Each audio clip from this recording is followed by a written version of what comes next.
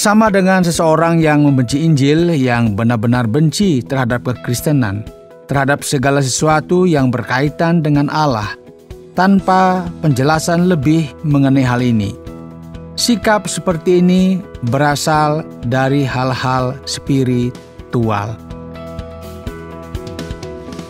Saudara pendengar, bersama dengan saya, Oti Priambodo, dalam program Jalan 66. Senang sekali karena bisa mempersembahkan program yang memberikan pengetahuan Alkitabiah dan menyuguhkan kepada kita jalan keselamatan. Hari ini guru kita, yaitu Pak Yohanes, akan berbicara mengenai pasal yang kedua Kitab Wahyu, mencoba untuk menguraikan sebuah surat yang spesial. Tema kita kali ini adalah investigasi gereja. Saudara, apakah Anda berpikir bahwa gereja tidak begitu penting? Apakah Anda juga berpikir bahwa ini merupakan sesuatu yang kuno, yang tidak masuk akal lagi untuk kita pikirkan, yang terlalu banyak masalahnya? Ya, jadi kita akan melihat bagaimana Allah memberikan penilaian kepada masing-masing gereja dan berurusan dengan gereja-gereja tersebut. Mari kita bersama-sama belajar bagian ini. Shalom saudaraku, kita kembali akan belajar kebenaran firman Tuhan, dan kali ini kita akan melanjutkan pembahasan kita dari kitab Wahyu pasal yang kedua. Saudara, tema kita hari ini adalah investigasi gereja.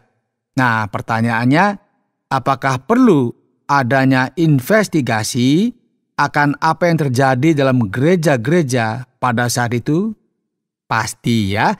Di sini kita akan melihat sebuah surat yang dikirimkan kepada gereja-gereja dalam kitab Wahyu ini yang memberikan kritik kepada penipu yang terdapat di gereja-gereja tersebut. Oleh sebab itu, mari kita mengamati gereja-gereja yang disebutkan dalam pasal 2 ini. Pertama-tama ada surat yang dikirimkan kepada gereja di Efesus, kemudian kepada gereja di Smyrna, kemudian kepada gereja di Pergamus, dan akhirnya kepada gereja di Tiatira. Dan semua kota-kota ini terdapat di Asia Kecil, kota-kota yang dekat dengan kota Efesus. Dan juga kita akan melihat bahwa apa yang dikatakan oleh surat-surat ini adalah seperti sebuah formula. Semua dimulai dengan sebuah frase, tuliskanlah kepada malaikat jemaat di Efesus, dan sebagainya, dan seterusnya, menyebutkan setiap kota satu per satu. Nah, dalam bagian awal kita akan melihat inilah firman dari Dia yang memegang ketujuh bintang itu di tangan kanannya dan berjalan di antara ketujuh kaki dian emas itu. Aku tahu segala pekerjaanmu, baik jerih payahmu maupun ketekunanmu. Aku tahu bahwa engkau tidak dapat sabar terhadap orang-orang jahat, bahwa engkau telah mencobai mereka yang menyebut dirinya rasul, tetapi yang sebenarnya tidak demikian, bahwa engkau telah mendapati mereka pendusta, dan engkau tetap sabar dan menderita oleh karena namaku, dan engkau tidak mengenal lelah. Namun demikian, aku mencela engkau, karena engkau telah meninggalkan kasihmu yang semula. Sebab itu ingatlah betapa dalamnya engkau telah jatuh, bertobatlah dan lakukanlah lagi apa yang semula engkau lakukan. Jika tidak demikian, aku akan datang kepadamu, dan aku akan mengambil kaki dianmu dari tempatnya jikalau engkau tidak bertobat. Tetapi ini yang ada padamu, yaitu engkau membenci segala perbuatan pengikut-pengikut Nikolaus yang juga kubenci.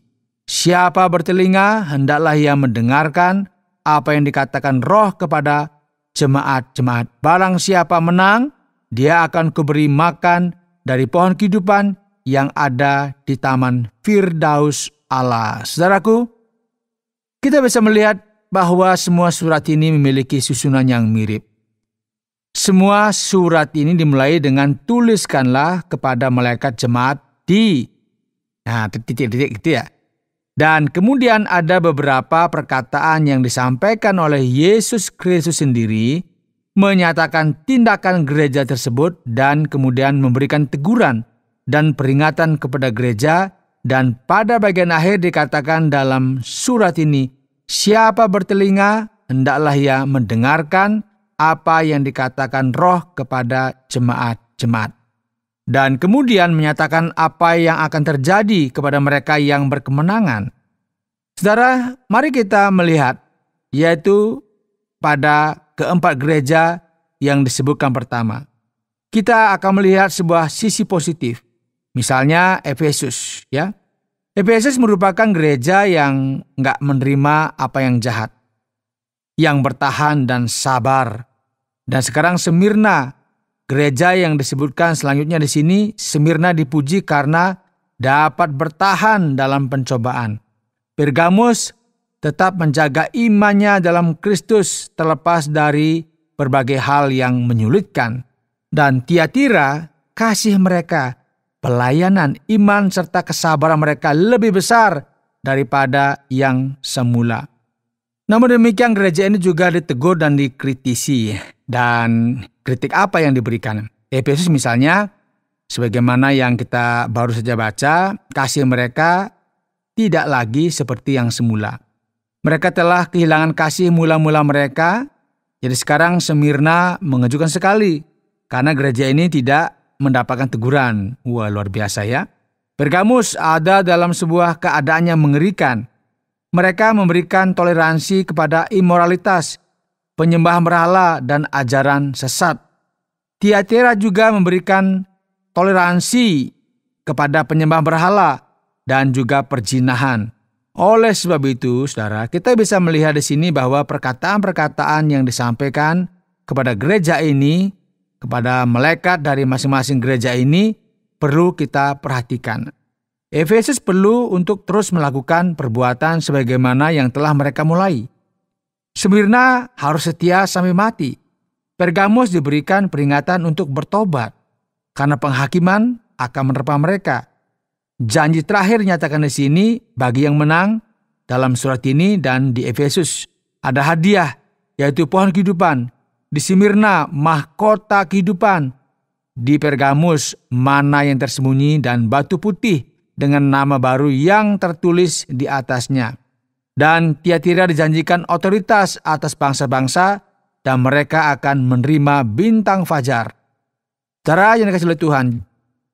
Jadi sekarang mari kita lihat apa yang akan dikatakan dari ayat 8 dan selanjutnya. Firman Sang Ilahi ditujukan langsung kepada Smyrna, sebagaimana yang kita bisa lihat di sini. Setelah kita menyelidiki dan melihat surat ini, saudara, di Smyrna Tuhan Yesus menyatakan dirinya sebagai yang awal dan yang akhir, yang telah mati dan hidup kembali. Ia berkata, "Aku tahu kesusahanmu dan kemiskinanmu, namun engkau kaya."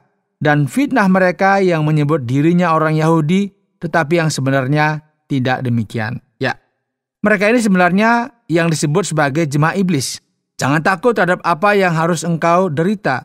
Sesungguhnya iblis akan melemparkan beberapa orang dari antaramu ke dalam penjara supaya kamu dicobai dan kamu akan beroleh kesusahan selama 10 hari. Dan saudara, sekali lagi sebagaimana yang kita telah sebutkan sebelumnya, Smyrna menerima perkataan ini, "Hendaklah engkau setia sampai mati, dan aku akan mengaruniakan kepadamu mahkota kehidupan. Barang siapa menang, ia tidak akan menderita apa-apa oleh kematian yang kedua." Sebagaimana yang tertulis dalam firman Tuhan di sini. Pergamus dikoreksi, dan hasil dari investigasi ini tidaklah positif. Di Pergamus, ya, perkataan Kristus adalah firman dari Dia yang memakai pedang yang tajam dan bermata dua. Kota Pergamus disebut sebagai tahta iblis, dan sebagaimana yang kita bisa amati, jemaat di Pergamus adalah jemaat yang setia. "Dan engkau berpegang kepada namaku," demikian dikatakan firman Tuhan, "dan engkau tidak menyangkal imanmu kepadaku. Juga tidak ada zaman Antipas, saksiku yang setia kepadaku, yang dibunuh di hadapan kamu, di mana iblis diam, teguh dalam keadaan bahaya." Jadi apa yang salah dengan jemaat Pergamus, saudara? Mari kita mengingat bersama ya. Ada orang-orang yang mengikuti ajaran Biliam, ya. yang memberi nasihat kepada Balak untuk menyesatkan orang Israel supaya mereka makan persembahan berhala dan berbuat zina, penyembahan berhala dan berzinahan. Demikian juga ada padamu orang-orang yang berpegang kepada ajaran pengikut Nikolaus. Sebab itu bertobatlah, barang siapa menang kepadanya akan diberikan mana yang tersembunyi dan akan dikaruniai batu putih dengan nama baru yang tertulis di atasnya yang hanya diketahui oleh orang yang menerimanya. Nah sekarang di Tiatira, firman Tuhan akan menyatakan bahwa Yesus Kristus adalah Sang Anak Allah, yang matanya bagaikan nyala api dan kakinya bagaikan tembaga. Pengetahuan dan otoritas atas para musuh-musuh. Iman dan perbuatan kasih, pelayanan dan ketekunan mereka merupakan sesuatu yang baik dalam gereja. Mereka melakukan lebih daripada yang telah mereka lakukan sebelumnya. Namun masalahnya apa, saudara? Ya, mereka memberikan toleransi kepada Isabel yang menyebut dirinya Nabiah, mengajar dan menyesatkan hamba-hambaku supaya berbuat zina dan makan persembahan-persembahan berhala. Orang-orang ini seharusnya bertobat, namun mereka nggak mau bertobat, dan inilah mengapa kesakitan dan penderitaan akan menimpa mereka, sebagaimana disebutkan di ayat 22. Dan anak-anaknya akan kumatikan. Ya, yang jelas sekali merupakan sebuah referensi disiplin bagi orang-orang yang mengikuti ajaran ini. Kemudian dikatakan di sana bahwa Tuhan akan membalas setiap orang menurut pekerjaannya. Mereka harus berhati-hati supaya tidak terjebak dalam doktrin ini, yang juga disebut sebagai seluk-beluk iblis, sebagaimana yang dikatakan dalam ayat 24. Jadi mereka harus berpegang kepada apa yang masih mereka miliki. Dan barang siapa menang dan melakukan pekerjaanku sampai kesudahannya, kepadanya akan kukaruniakan kuasa atas bangsa-bangsa, dan ia akan memerintah mereka dengan tongkat besi. Mereka akan diremukkan seperti tembikar tukang priuk, sama seperti yang kuterima dari Bapakku. Dan kepadanya akan kukaruniakan bintang timur. Siapa bertelinga, hendaklah ia mendengarkan apa yang dikatakan Roh kepada jemaat-jemaat. Saudara yang dikasihi Tuhan, ya, ini merupakan sesuatu yang luar biasa. Referensi dari masing-masing gereja sangat jelas dalam kitab Wahyu ini yang menyatakan hasil dari investigasi ini. Kemudian dalam pasal 2 kita akan melihat tentang 4 gereja, dan setelah itu kita akan melihat 3 gereja lagi di pasal selanjutnya. Diskusi yang berat yang akan muncul di sini adalah mengenai apa arti dari semua ini, apa yang dikatakan mengenai gereja-gereja ini. Apakah ini merupakan referensi gereja-gereja pada masa kini? Apakah ini juga bisa menjadi referensi gereja-gereja kita pada hari ini? Menarik sekali, ya, karena beberapa orang juga mulai membayangkan bahwa ini merupakan referensi tahapan-tahapan berbeda bagi gereja Kristen di sepanjang sejarah. Ini merupakan sebuah kemungkinan saja, ya, namun belum pasti juga, ya. Sepertinya contoh yang diberikan dari gereja-gereja yang khusus yang kita lihat di sini, contoh dari gereja-gereja yang senantiasa ada.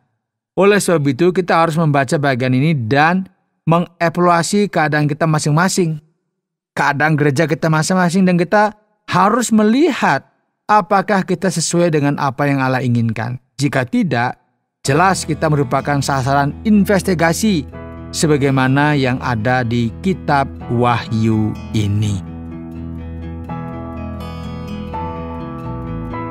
Anda sedang mendengarkan Jalan 66 dalam rangkaian pembahasan kitab Wahyu pasal yang kedua yang telah dijelaskan oleh Pak Yohanes dengan tema investigasi gereja. Baiklah, jadi sekarang mari kita masuk pada bagian tanya jawab dari pasal yang kedua kitab Wahyu. Saya tahu bahwa kita semua pasti penasaran, termasuk saya, ingin tahu lebih tentang surat yang fantastis ini. Jadi Pak Yohanes, pasal ini mulai berbicara mengenai malaikat. Dan malaikat manakah yang dimaksudkan di sini? Apakah yang dimaksud adalah malaikat yang ada di gereja?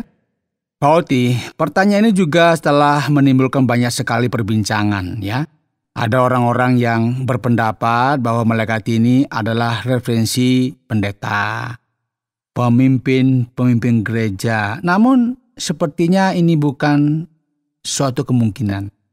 Karena nggak ada referensi lain semacam ini dalam perjanjian baru yang menyebutkan atau memberikan referensi bagi para pendeta sebagai malaikat. Setidaknya kata ini hanya dipahami sebagai penyampai pesan. Ya, ini hanya sebuah kemungkinan kecil namun bukanlah kemungkinan yang besar. Dan alternatif lain yang kita bisa dapatkan di sini adalah untuk menerjemahkan kata malaikat ini secara literal, atau bahkan mempertimbangkan ungkapan ini bukan sebagai malaikat atau pendeta, namun sebagai sebuah referensi simbolis dari gereja itu sendiri.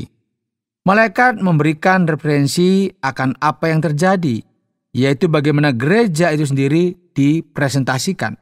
Karena wahyu ini sangatlah simbolis. Ya, ini merupakan sebuah kemungkinan saja, namun kita nggak boleh mencoba untuk terlalu spesifik mengenai detail-detail ini.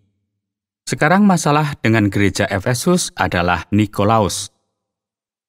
Siapakah orang ini, Pak Yohanes, dan apa peranannya? Ya, nggak ada detail jelas ya yang kita miliki di sini. Ada beberapa orang yang bahkan berpendapat berdasarkan tradisi kuno bahwa Nikolaus berkaitan dengan pemimpin gereja mula-mula yang kita bisa lihat di kitab Kisah Para Rasul pasal 6. Ada orang-orang yang disebut sebagai diaken, dan salah satunya adalah Nikolaus yang asalnya dari kelompok yang sangat liberal dari dalam gereja. Nah, setiap orang bisa melakukan sesuka mereka. Tidak ada aturan mengenai seksualitas atau ketika mereka terlibat dengan agama-agama lain yang nggak mengenal Allah atau agama pagan.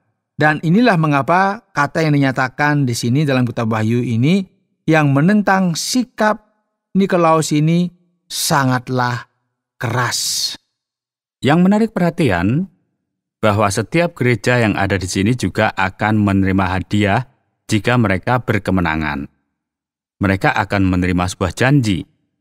Namun, mengapa janji kepada masing-masing gereja ini berbeda satu dengan yang lain? Dan mengapa ada perbedaan semacam ini, Pak Yohanes? Iya, Pak Oti. Banyak orang ingin memberikan spesifikasi sampai kepada hal-hal yang kecil terkait dengan hadiah-hadiah ini. Ada mana yang tersembunyi, ya, ada batu putih, mahkota kehidupan. Ada juga referensi tentang pohon kehidupan, otoritas untuk memerintah bangsa-bangsa. Dan sangat mungkin juga ya bahwa hal-hal tertentu semacam ini akan bisa kita lihat di masa depan. Nah, gagasan umum mengenai hal ini bahwa setiap penggenapan akan janji ini disebutkan secara tersirat melalui simbol-simbol yang memberikan referensi akan masa eskatologi dalam sejarah. Ketika kita akan bersama-sama dengan Yesus Kristus, bersama-sama dengan Tuhan Allah kita dalam kekekalan, jadi kita harus memperhatikan meskipun ada perbedaan-perbedaan di sini, semua ini mempresentasikan sebuah realita yang bersifat eskatologis. Pak Yohanes, yang menarik perhatian saya dalam bagian selanjutnya kalau kita perhatikan adalah ada sesuatu yang menakutkan boleh dikatakan. Yaitu pasal yang kedua dari ayat yang ke-9 dari kitab Wahyu ini. Ada jemaat iblis di Smyrna. Begitu Pak Yohanes. Ya Pak Oti, penting sekali bagi kita pahami apa yang terjadi di kota yang terpadat di Asia kecil ini. Apa yang akan kita dapati dari orang Kristen dalam perjanjian baru? Ya, kita akan melihat sebuah sikap intoleransi terhadap orang Kristen yang telah lahir baru dari berbagai tempat. Bangsa pagan, orang-orang bukan Yahudi, yang dalam hal ini adalah Kekaisaran Romawi, yang menganiaya gereja Kristus, dan hal ini membuktikan intoleransi mereka terhadap kekristenan pada masa itu. Dan juga dalam konteks bahasa Yahudi, ada sebuah penolakan yang kuat dan intoleransi terhadap kekristenan juga. Oleh sebab itu dalam konteks yang khusus ini, yaitu di Smyrna, ayat ini memberikan referensi jemaat iblis atau gereja iblis. Dalam arti bahwa setiap mereka yang merupakan anggota dari gereja spesifik ini, sebenarnya secara rohani mereka disesatkan dan tidak tahu jelas tentang apa yang sebenarnya terjadi. Sama dengan seseorang yang membenci Injil, yang benar-benar benci terhadap kekristenan, terhadap segala sesuatu yang berkaitan dengan Allah, tanpa penjelasan lebih mengenai hal ini. Sikap seperti ini sebenarnya berasal dari hal-hal spiritual. Wah, Pak Yohanes, saya tentu tidak mau menjadi bagian dari anggota gereja Smyrna. Surat kepada gereja ini hanya berbicara mengenai kematian, berbicara mengenai setia sampai mati, dan kemudian dalam bagian akhir, di sana akan dikatakan tentang kematian yang kedua. Bagaimana kita bisa memahami surat kematian semacam apa ini, Pak Yohanes? Ya, semua pertanyaan ini benar-benar tentang kematian. Jadi mari kita memahami apa yang terjadi ya. Firman Tuhan di sini memberikan fokusnya mengenai betapa berharganya untuk kita tetap setia dalam penganiayaan. Jadi gagasan untuk kita tetap setia sampai mati bukanlah sebuah gagasan akan seseorang menjadi Kristen sampai mereka dewasa dan tidak menyimpang dari Injil, sebagaimana yang banyak orang pikirkan. Sebenarnya setia sampai mati berarti untuk kita tetap kuat, tidak murtad, meskipun kita harus menghadapi kematian. Meskipun penganiayaan mengancam kehidupan kita.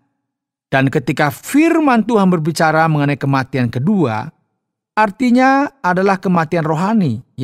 Kematian pertama itu kematian yang kita sebut alami, yaitu kematian fisik. Kematian kedua adalah kematian rohani, keterpisahan dari Allah secara penuh dalam kekekalan. Jadi yang berkemenangan di sini adalah yang tidak takut akan kematian kedua ini. Kelihatannya semuanya semakin rumit saja dengan masing-masing gereja ini, Pak Yohanes. Pergamus juga sangat dekat dengan neraka. Jadi sebenarnya apa arti tahta iblis yang disebutkan di sini? Jadi mari kita memperhatikan apa yang terjadi. Ini memang terdengar menakutkan. Tempat apakah ini? Saya nggak akan mau mendekat ke Pergamus. Sepertinya ini merupakan sebuah tempat yang sangat menakutkan. Apakah tempat ini dekat dengan gua iblis? Ada gua, kemudian dalamnya ada iblis? Enggak seperti itu ya. Kita perlu memahami bahwa ini hanyalah sebuah simbol saja. Mengapa dikatakan bahwa di sana ada tahta iblis? Karena ada politik agama di balik semua ini. Kekaisaran Romawi lah yang mempresentasikan serangan iblis di sini, yang menganiaya gereja Kristen, dan pusat penyembahan bagi kaisar juga ada di Pergamus, yang menyatakan lebih lagi tentang intoleransi kepada kekristenan mula-mula. Oleh sebab itu, inilah alasan mengapa kota ini disebutkan di sini dalam kitab Wahyu sebagai tahta iblis. Wah, sepertinya semuanya mulai berat di sini, Pak Yohanes. Sekarang mari kita coba beranjak pada gereja terakhir yang disebutkan dalam kitab Wahyu pasal 2 ini, yang berbicara mengenai Isabel dalam ayat yang ke-20, Pak. Namanya muncul di sini dan sekarang ia disebut sebagai Nabiah, bahkan sebagai perempuan sundal.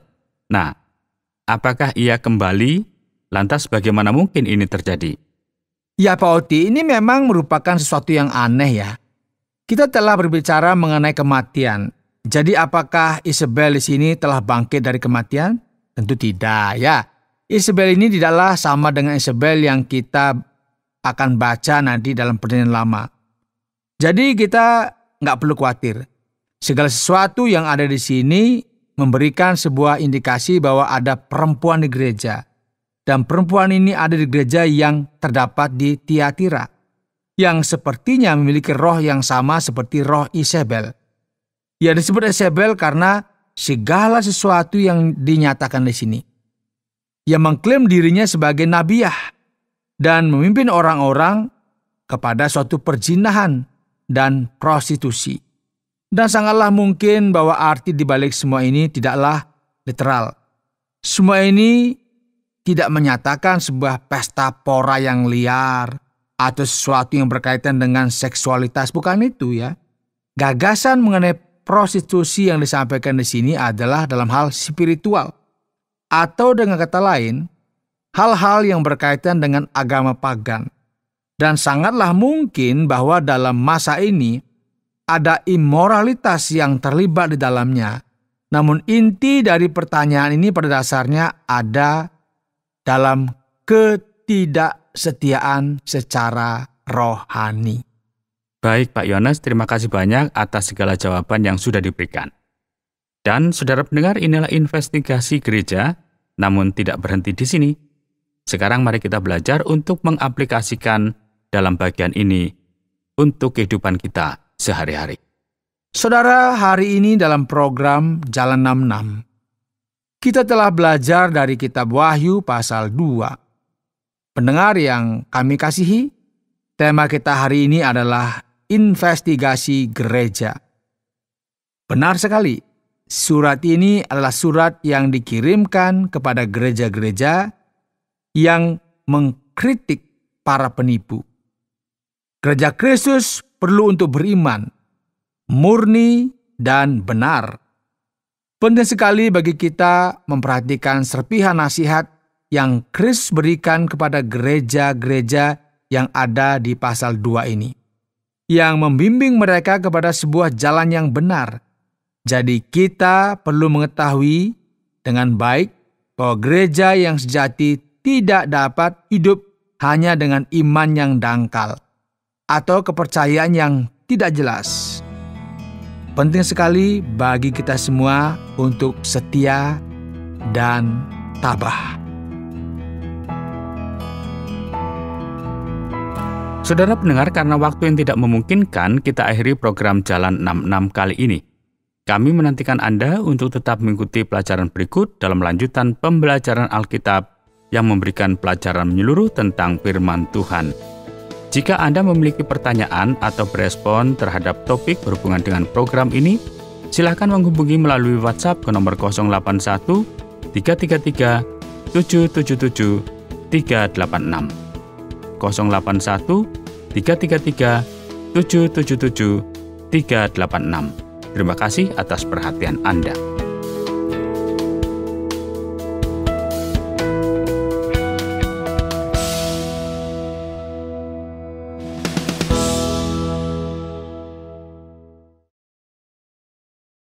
Terima kasih Anda sudah mengikuti program kami. Jika Anda diberkati, jangan lupa like, komen, dan share supaya Anda tidak ketinggalan setiap program terbaru kami.